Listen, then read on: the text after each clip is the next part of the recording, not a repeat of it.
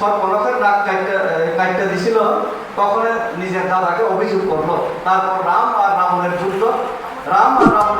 যুদ্ধ হওয়ার পর কিন্তু এই সর্বনখার কারণে রাবণ ধ্বংস হইল। কিন্তু আমরা ত্রিপুরাজ্যের সর্বনখার কারণে কিন্তু বিপ্লবটা নিজেই ধ্বংস হয়ে গেল।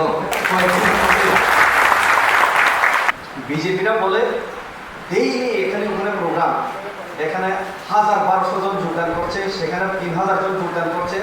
একটা বিধানসভা কেন্দ্রের কথা আমি বলতে চাই, জিল্লা বাতনা আর অম্পিতে এমনভাবে যোগদান করেছে বিজেপিরা।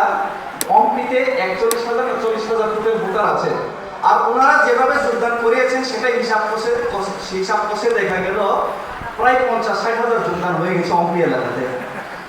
ওখানে টোটাল ভোটার আছে 40-41,000, আর যোগদান করিয়ে ফেলেছে 50,000।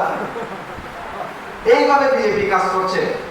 তাই আমি বিজেপির সোশ্যাল মিডিয়া আর আইটি সেলদেরকে গতকালকেও বলেছি, আজকেও বলতে চাই, অম্পিতে কিছুদিন আগে ওনাদের এই নতুন একজন নেত্রী, যে নেত্রীকে আমরা এই পাতাল কন্যা বলে চিনি, পাতাল কন্যাকে অনেকে সর্পনখাও বলেন, কারণ রাবণের বোন হলো সর্পনখা।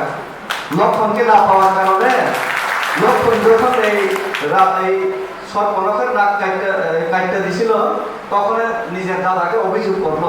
তারপর রাম আর রাবণের যুদ্ধ হওয়ার পর কিন্তু এই সর্বনখার কারণে রাবণ ধ্বংস হইল। কিন্তু আমরা ত্রিপুরাজ্যের সর্বনখার কারণে কিন্তু বিপ্লবটা নিজেই ধ্বংস হয়ে গেল। তো সেই সর্বনখা যে জায়গাতেই যায় ওখানে জনগণরা বিরোধ করে। এটা তো তীব্রামথার কোনো লেনা দেনা নাই। উনি এনআরসির নাম করে, সিএর নাম করে অনেকের কাছে কিন্তু লক্ষ লক্ষ টাকা রোজগার করেছেন, লক্ষ লক্ষ টাকা আদায় করেছেন।